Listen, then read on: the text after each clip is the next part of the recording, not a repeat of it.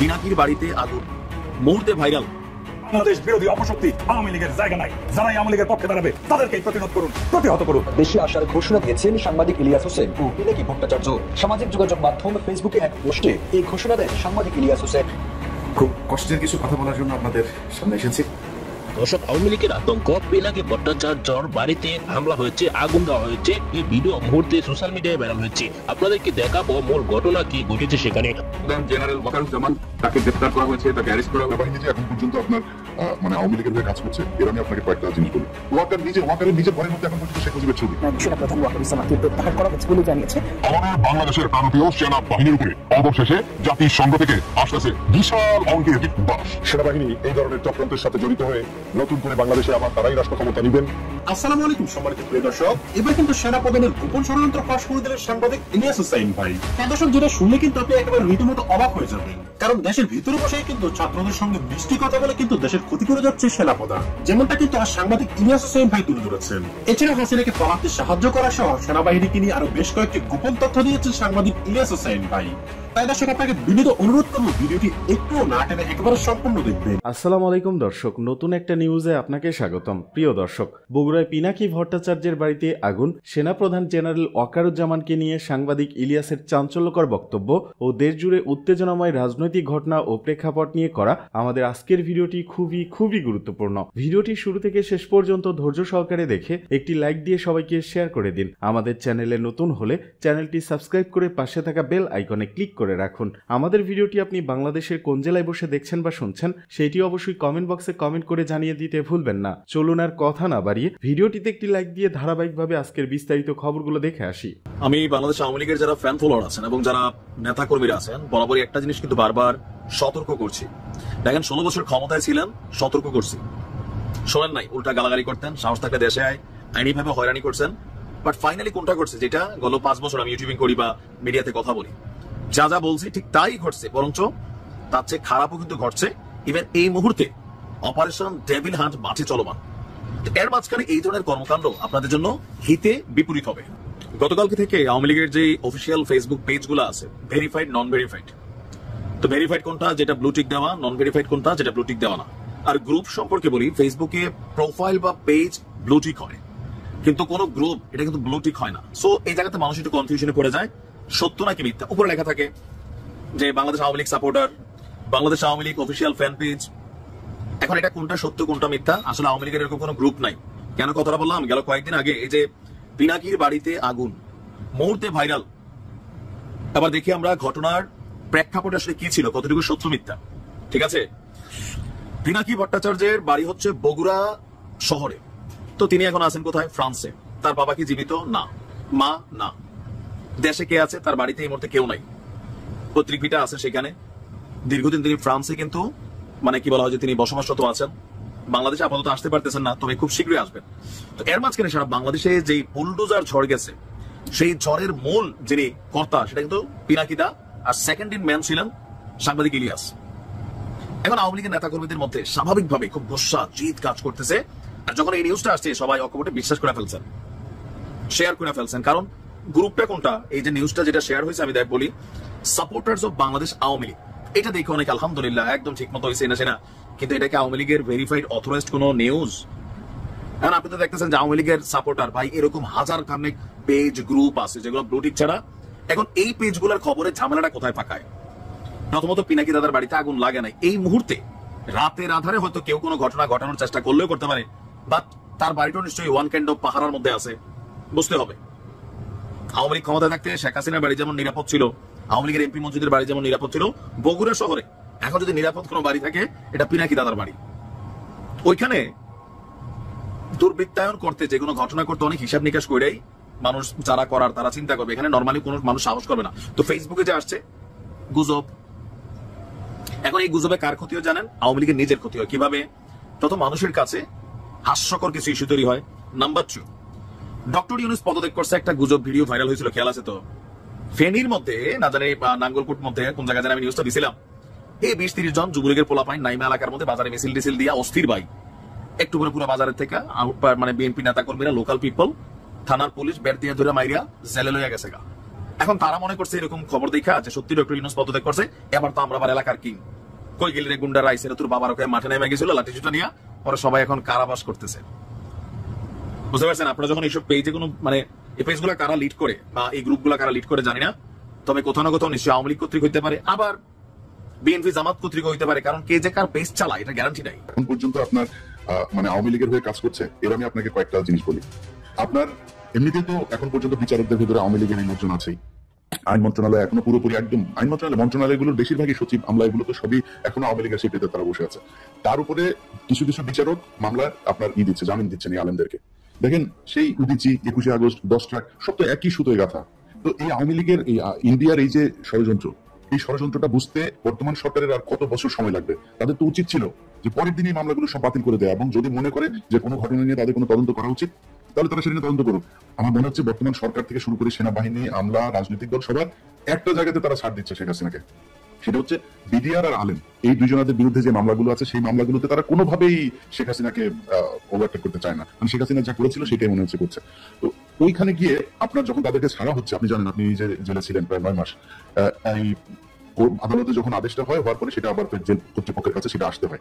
এই যে আসার মাঝখানে যে সময়টা, এখানে আপনি বের হওয়ার সময় দেখেছেন যে সেখানে ডিজিএফআই লোকজন, এনএসএ লোকজন, সব গোয়েন্দা সংস্থার লোকজন থাকে এবং তাদের ক্লিয়ারেন্সের বাইরে এটা করা যায় না। তারা সেটা করতে দিচ্ছে না, তারা সেটা ডিলে করছে, 3 দিন 4 দিন তাদের আদালতের কপি যেতে সময় লাগছে। এই জিনিসগুলোতে তারা বাধা দিচ্ছে। অর্থাৎ ডিজিএফআই তে এখন পর্যন্ত এই সব আওয়ামী লীগের লোকজন, আমরা এই তালিকা যে আমাদের কাছে আছে এটা আপনাদের বোঝার জন্য আপনাদের সায়েন্টিস্ট হওয়া দরকার নাই। আপনারা কারা কারা আছেন, আপনারা এখন খুব বেশি বিশাল ক্ষমতাশালী আছেন, এই ক্ষমতা আপনারা থাকতে পারবেন। আজকের ঘটনা দিয়ে চিন্তা করেন, আপনারা কিন্তু কোনো কিছু আটকাতে পারবেন না। যদি মনে করেন এখন সেনা শাসন দিয়ে কিছু করে ফেলবেন, ওইটাও আপনাদের পক্ষে সম্ভব না। দেশের মানুষ ওই জায়গাতে নাই আসলে। তো এই আজকের ঘটনায় যারা বুলডোজার করেছেন, আটকেছেন, এবং বিভিন্ন জায়গায় সেনাবাহিনীর এই যে গোয়েন্দা সংস্থা মিলে নানান ধরনের গোয়েন্দা তৎপরতা করে তারপর সরকারকে বেকায়দা ফেলে আবার শেখ হাসিনাকে আনার জন্য পায়তারা করছেন, স্বপ্ন দেখছেন, এই দিবার স্বপ্ন থেকে সেনাবাহিনীকে বের হয়ে আসতে হবে। কারণ আমার মনে হয় না যে সেনাবাহিনী আজকে যদি চাইতো তাইলেও এইখানে কিভাবে ওয়াকারের নিজের ঘরের মধ্যে এখন পর্যন্ত শেখ মুজিবের ছবি। আপনি সেনাবাহিনীকে বাঁচায় বলবেন, সেনা প্রধান যদি এটা হয়, আমরা সেনাবাহিনীকে বলবো কিভাবে যে আসলে একদম পুরো সেনাবাহিনীকে ধরে কথা বলতে ইচ্ছা করে, সবাইকে ধরে কথা বলে। আমরা এটা জানি যে এখন সেনাবাহিনীর ভিতরে অনেক ভালো মানুষ আছেন, কিন্তু আমি তাদেরকে বলবো যে দেখেন আপনারা আপনাদের সেনা প্রধানকে বুঝান, এবং এই যে ডিজিএফআই প্রধান থেকে শুরু করে যারা যারা ডিজিএফআই তে ঝামেলা করছে তাদের আমার মনে হয় মানে এই পরামর্শটুকু দেওয়া উচিত যে মানুষ ওই ইয়ের মধ্যে আসলে এখন নাই। সেনাবাহিনীকে ঠিক হইতে হবে। 14 নির্বাচন, 8 নির্বাচন থেকে শুরু করে সেনাবাহিনী যেসব ঘটনাগুলো ঘটিয়েছে সেগুলো দেশে আর ঘটতে দিবে না বাংলাদেশের মানুষ। খালেদা জিয়ার বাড়ি থেকে বের করেছে কার সময়? ইকবাল করিম ভুঁইয়ার পাওয়ার প্ল্যান্ট ছিল, 2টা অথবা 3টা পাওয়ার প্ল্যান্ট ছিল। পাওয়ার প্ল্যান্ট কারা পেয়েছে? শেখ হাসিনার কাছ থেকে। এই জেলখানার ভেতরে নিয়ে যদি তাদেরকে এভাবে আরামায়েশ করতে দেওয়া হয়, এবং হত্যা মামলার যেসব আসামিরা আছে তাদেরকে সবাইকে ধরা হচ্ছে না, এই জায়গায় একটা মনে হচ্ছে সরকারের সংকীর্ণতা কাজ করছে। এই জায়গাগুলো তো অবশ্যই আমার মনে হয় ওই যেটা বললাম শুরুতে, যে ছাত্রদের আরো বেশি তৎপর হওয়া উচিত এবং ছাত্রদের বোঝা উচিত যে এই জায়গাগুলোই তাদের মূল পুঁজি। ছাত্ররা যদি মনে করে যে কয়েক হাজার কোটি টাকা ইনকাম করে নিয়ে তারপরে তারা বিশাল আকারে কিছু করে ফেলবে, ওটা দিয়ে শুধু একটা কাজই করতে পারবে, এই সরকার অন্য একটা সরকারের কাছে নির্বাচন দিবে, নির্বাচন দিয়ে আসিফ নজরুলের মতো বউ বাচ্চা নিয়ে তারপরে সব আমেরিকা চলে যাবে, সেখানে গিয়ে সারা জীবন বসে খাইতে পারবে। এটা সত্যি কথা। কিন্তু যদি মনে করে যে না আসলে রাজনীতি করতে চাই, দেশের মানুষের পাশে থেকে কিছু করতে চাই, দেশে থাকতে চায়, তাহলে তাদের দেশের মানুষের টুনি কথা বলতে হবে। যেমন আমাকে নিয়ে ধরেন, আমাকে যদি আমি একটা জামাতের ব্যাপারে একটা কথা বলি, তখন আমাকে বানানো হয় আমি বিএনপি পন্থী। আবার বিএনপির ব্যাপারে একটা কথা বললে আমাদেরকে বানানো হয় জামাত পন্থী। আমি জামাত পন্থীও না, বিএনপি পন্থী না। আমি আবার যদি জিজ্ঞেস করেন যে আমি কোন পন্থী বলতে হবে, তাহলে আমি জামাত বিএনপি পন্থী। কারণ আমরা এক জায়গায় আমরা মানে ঠিক আছে, সেটা হচ্ছে আওয়ামী লীগকে কোনো ছাড় দেওয়া হবে না। আওয়ামী লীগের যেই দল যত বেশি ছাড় দেবে, আমি সেই দল থেকে তত বেশি দূরত্ব বজায় রাখবো। সো এই জায়গাটাতে ঠিক থাকতে হবে। আজকে যদি নাকি জামাত এবং বিএনপির ভেতরে এই ধরনের কোনো চুক্তি হয় যে তাদের একটা রাজনৈতিক অ্যালায়েন্স থাকবে, তাদের একটা রাজনৈতিক বলে থাকবে, এই দুই বলের তারা বিভক্ত বলুক যে আমরা 5 বছর করে আমরা ক্ষমতায় থাকবো, আমার কোনো সমস্যা নেই, থাকেন। কিন্তু আওয়ামী লীগ এটা এই দেশে কোনো রাজনৈতিক দল না, এটা ভারতের একটা রাজনৈতিক দল, এবং ভারত তাদের সব ধরনের বুদ্ধি, পরামর্শ, নিয়ন্ত্রণ সবকিছু তাদের হাতে। আমি তাদেরকে বাংলাদেশের কোনো রাজনৈতিক দল মনে করি না। ভারত মনে করে যখন আওয়ামী লীগ ক্ষমতায় থাকে তখন তারাই ক্ষমতায় আছে, এবং এটা সেই 71 থেকে 75 এটাই হয়েছে, এবং এই 2009 থেকে আজ পর্যন্ত সেটাই হয়েছে। বিডিআর হত্যাকাণ্ড দিয়ে শুরু হয়েছে, এখন পর্যন্ত সেটা চলছে। অতএব বিএনপি এবং জামায়াত যতই চেষ্টা করুক যে তারা ইয়ের সাথে আপনার ভারতের সাথে সুসম্পর্ক বজায় রাখবে, আমি এই জিনিসটা কোনোভাবে বুঝি না। যে কালকে জামাত ইসলামের আমিরের একটা বক্তব্য একটা পত্রিকাতে দেখলাম, আমি জানি না সত্য কি মিথ্যা, তিনি বলেছেন যে তারা কখনোই ভারত বিরোধী না। আরে ভাই, ভারত বিরোধী বললে সমস্যাটা কোথায়? এই দেশের মানুষের ভিতরে একটা ভীতি তৈরি করে দেওয়া হয়েছে যে ভারত বিরোধী, ভারতকে সরাসরি যদি করা হয় তাহলে ভারত আর ক্ষমতায় আসতে দেবে না। ভারত এই দেশের ক্ষমতার কন্ট্রোল করে না। 5 জানুয়ারি ভারত ঠেকাইতে পারেনি। এরকম অনেক নির্বাচন হয়েছে। 91-তে তো ভারত কখনই সেটা খালেদা জিয়াকে ক্ষমতায় আনতে চায়নি। এই দেশের জনগণ নিয়ন্ত্রণ করেছে যে কারা ক্ষমতা আসবে, তো সামনে কেন পারবো না? আমার মনে হয় এই যে একটা জুজুর ভয় যে ভারত, আপনি 25শে ফেব্রুয়ারি ঘটনায় এই যে পিলখানা হত্যাকাণ্ড, ভারত নাকি আমাদের উপরে অ্যাটাক করবে, এই জন্য সেনাবাহিনী, অনেক অফিসারের সাথে কথা বলে এটা শুনলাম। আমার এত সহজে ভারত বাংলাদেশ দখল করে নিবে, ওরা ওই পাশে সেনাবাহিনী উপস্থিত ছিল, মানে প্রস্তুত ছিল। এই জিনিসগুলো করে ওদের রাজনৈতিক দল দুইটা, জামাত এবং বিএনপি, তাদের কাছে অনুরোধ যে আপনারা এই ভীতি থেকে বের হয়ে আসেন। আপনারা যত চেষ্টাই করেন ভারতকে কখনো তার পছন্দের 1 নম্বর তালিকায় আওয়ামী লীগকে সরাইতে পারবেন না।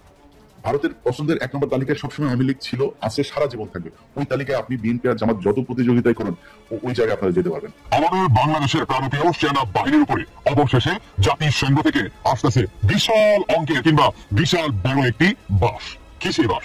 সেটি হচ্ছে জানুয়ারির মাসের, মানে আপনার গেছে জানুয়ারির মাসের শুরুতে, আপনার 4 থেকে 5 তারিখ মেবি এরকম হবে, আমাদের বাংলাদেশের সেনাবাহিনীর উদ্দেশ্যে জাতিসংঘ থেকে একটা নোটিশ পাঠাইছিল। নোটিশ, সেই নোটিশটা কিসের জন্য বলতেছি, সেটি হচ্ছে আপনার জাতিসংঘ থেকে এই ফেব্রুয়ারির 27 থেকে 28 তারিখের ভিতরে আপনার জাতিসংঘ থেকে একটি বাস আসতেছে আমাদের বাংলাদেশের সেনাবাহিনীর জন্য। এখন কথা হচ্ছে, এই বাসটা আসলে আসলে আমাদের বাংলাদেশের কতটুকু ক্ষতি হবে, কিংবা এই অন্তর্বর্তীকালের সরকার ডক্টর ইউনূস এটা কি সামাল দিতে পারবে, কিংবা ওয়ার্কার এটা কি সামাল দিতে পারবে? আসলে এই বিষয়টা আমরা দেখি। প্রথমত হচ্ছে, যখন নাকি জানুয়ারির মাসে আপনার শুরুতে আপনার 3 থেকে 4 তারিখের ভিতরে যখন নাকি জাতিসংঘ থেকে একটা নোটিশ পাঠায়, কিসের নোটিশ?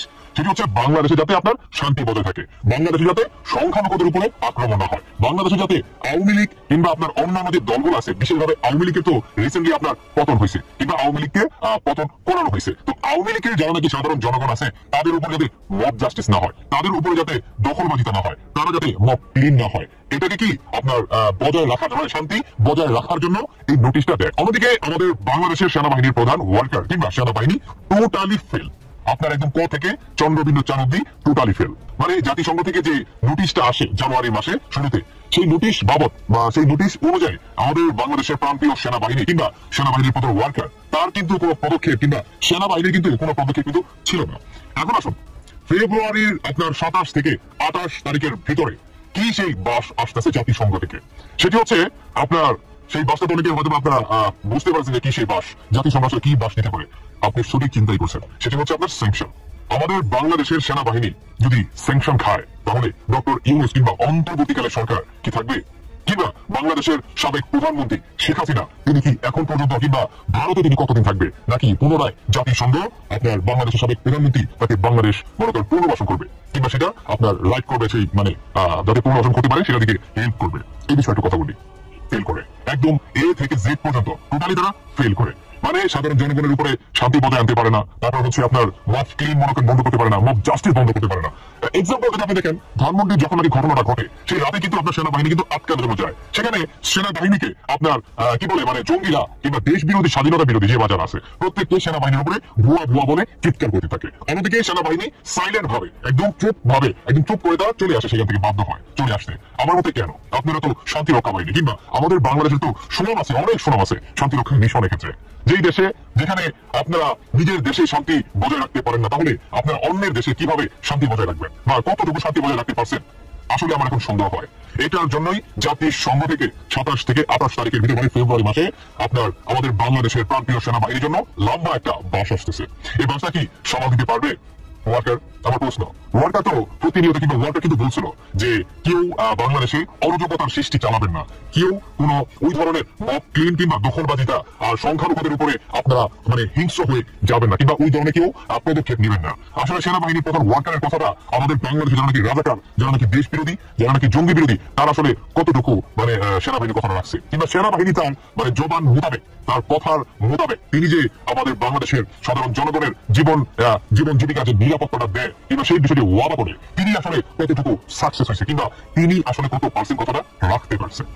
আপনি যদি দেখেন এই বিষয়ে সেনাবাহিনী কি টোটালি ফেল মারছে, একদম টোটালি কি ফেল মারছে। আমি একটা কথা বলছিলাম না যে ডোনাল্ড ট্রাম্প যখন নাকি ক্ষমতায় আসবে তখন আমাদের বাংলাদেশের এই অন্তর্বর্তীকালীন সরকার কিংবা উপদেশের সমন্বয় থেকে শুরু করে মাস্টার মাইন্ড থেকে শুরু করে যে আপনার যে বাজার আছে প্রত্যেকটার কি খতিয়ে দেখা হবে যে এটার পিছনে আসলে তাদের যে মূল যে দাবিটা ছিল কোঠানা মেধা, এটার ভিত্তিতে কি তারা সরকার পতন করছে কিংবা বর্তমান তারা কি সেই ভিত্তিতেই সরকারটা পরিচালনা করতেছে, এটা কিন্তু খতিয়ে। এদিকে বেনজিরকে গ্রেপ্তারি ইন্টারপোলে রেড নোটিশ জারি নির্দেশ। পুলিশের সাবেক মহাপরিদর্শক বেনজির আহমেদকে গ্রেপ্তার করতে ইন্টারপোলে রেড নোটিশ জারির নির্দেশনা দেওয়া হয়েছে। সোমবার ঢাকার মহানগর দায়রা জজ মোহাম্মদ জাকির হোসেন গালিবের আদালত দুর্নীতি দমন কমিশন দুদকের করা আবেদনের পরিপ্রেক্ষিতে এ আদেশ দেন। আদালত সূত্রে এসব তথ্য জানা গেছে। এর আগে গত 13 জানুয়ারি বেনজির ও তার বড় মেয়ে ফারহিন রিশতা বিনতে বেনজিরের আয়কর নথি জব্দের আদেশ দেন আদালত। 8 জানুয়ারি বেনজিরের স্ত্রী জিসান মির্জা ও ছোট মেয়ে তাসিন রাইসা বিনতে বেনজিরের আয়কর নথি জব্দের আদেশ দিয়েছিলেন আদালত। গত 15 ডিসেম্বর বেনজির ও তার স্ত্রী সন্তানদের বিরুদ্ধে 4টি মামলা করে দুদক। মামলার অভিযোগে বলা হয়,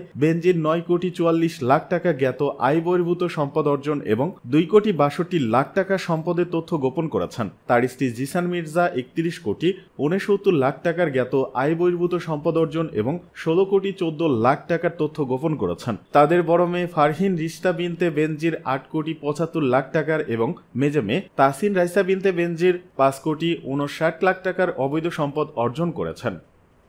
সরকারের দায়বোধ জাগিয়ে তুলতে চেষ্টা করতে হবে, জানালেন নজরুল ইসলাম খান। অন্তর্বর্তী সরকারের দায়বোধ জাগিয়ে তুলতে চেষ্টা করতে হবে বলে মন্তব্য করেছেন বিএনপির স্থায়ী কমিটির সদস্য নজরুল ইসলাম খান। সোমবার জাতীয় প্রেস ক্লাবে শ্রমিক কর্মচারী ঐক্য পরিষদ উদ্যোগে এক কনভেনশনে তিনি এ মন্তব্য করেন। শ্রমিক আন্দোলন অত্যন্ত গুরুত্বপূর্ণ বিষয় উল্লেখ করে নজরুল ইসলাম খান বলেন, আমরা যারা নেতৃত্বে রয়েছি তাদের এই বিষয়ে খেয়াল করতে হবে। শ্রমজীবী মানুষরা কেবল সম্পদ উৎপাদনই করে না, প্রত্যেকটা বিজয় ও লড়াইয়ে তারা শক্তিশালী ভূমিকা পালন করেছে। তাই তাদের দাবি মানা এখন সময়ের দাবি। অন্তর্বর্তী সরকার একটি সংস্কার কমিটি করেছে এবং কমিটি থেকে বেশ কিছু সুপারিশ করা হয়েছে। সুপারিশ কতটুকু বাস্তবায়িত হবে জানা নেই, কিন্তু আমাদের চাপ সব সময় অব্যাহত রাখতে হবে। শ্রমিক আন্দোলনের দাবি ও লড়াই কখনো শেষ হবে না মন্তব্য করে তিনি বলেন, আজকে যে সমস্যাগুলো তৈরি হয়েছে সেগুলো সমাধান না হলে 1-2 বছর পর আবার নতুন সমস্যা তৈরি হবে। বিবর্তন ও পরিবর্তনের মাধ্যমে নতুন চাহিদা কিংবা দাবি আসবেই। সেসবের সমাধানের জন্য আমাদের সবসময় চেষ্টা করে যেতে হবে। এজন্য প্রয়োজন ঐক্যবদ্ধ প্রয়াস।